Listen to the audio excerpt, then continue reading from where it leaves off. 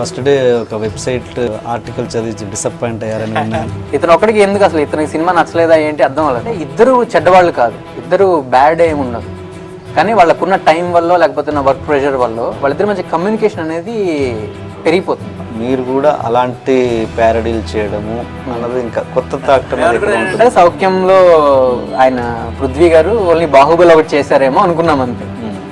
తర్వాత తెలిసింది అన్నీ ఉన్నాయి దాంట్లో. 90% పీపుల్ కాంప్రమైజ్ అయిపోయి వేరే లైఫ్ లీడ్ చేస్తూ ఉంటారు. దాంట్లో వర్క్ ప్రెషర్ వల్ల అక్కడ సర్వైవ్ అవ్వలేదు.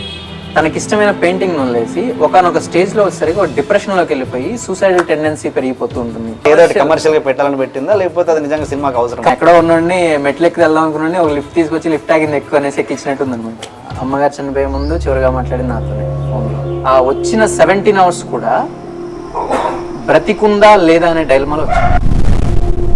ఉంటే బాగుండు అనేది ఒక ఆశమండి. టెక్నీషియన్ కొత్త డైరెక్టర్ కి ఫస్ట్ సినిమాకి ఎటువంటి కష్టాలు ఉంటాయి? డబ్బులు లేక షూటింగ్ అనేది ఎప్పుడు ఆగకూడదు. ఒక్కసారి ఆగిందంటే చాలా మైనస్ అవుతుంది. యాక్చువల్గా ఫైనల్ 16 లో కూడా నీ పేరు రిఫర్ చేసాం మేము, బట్ తేజ గారు ఎందుకు పెట్టలేదు అనేది మాకు తెలియదు అనేసి ఆయన చెప్పారు. వినాయక్ గారిని కలవడం కోసమని ఏదో జాబ్ వదిలేశారని విన్నా.